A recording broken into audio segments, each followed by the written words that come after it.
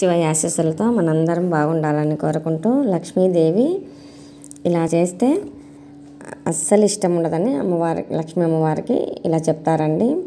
దశనం వసనం యస్య సమలం రూక్షమస్తకం వికృతో గ్రాస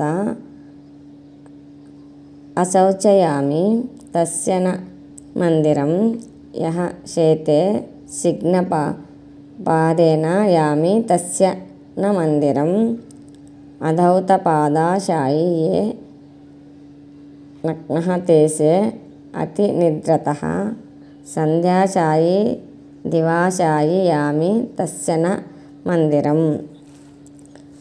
పళ్ళు బట్టలు శుభ్రపరచుకోకుండా, కేశ సంస్కారం లేకుండా వికృతంగా తినడం, నవ్వడం చేసేవాని ఇంటికి లక్ష్మీదేవి వెళ్ళదు.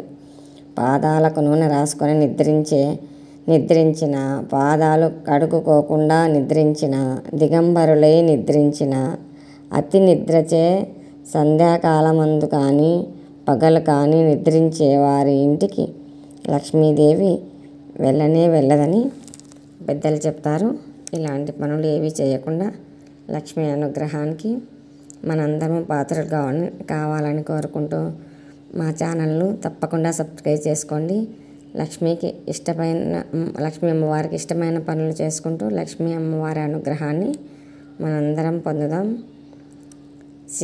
శివయ్య ఆశీస్సులతో మనందరం బాగుండాలని కోరుకుంటూ, ఓం నమః శివాయ. శివాయ గురువే నమః.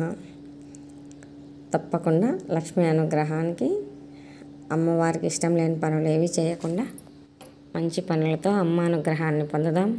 అందరము బాగుందాం. ఓం నమః శివాయ. శివాయ గురువే నమః.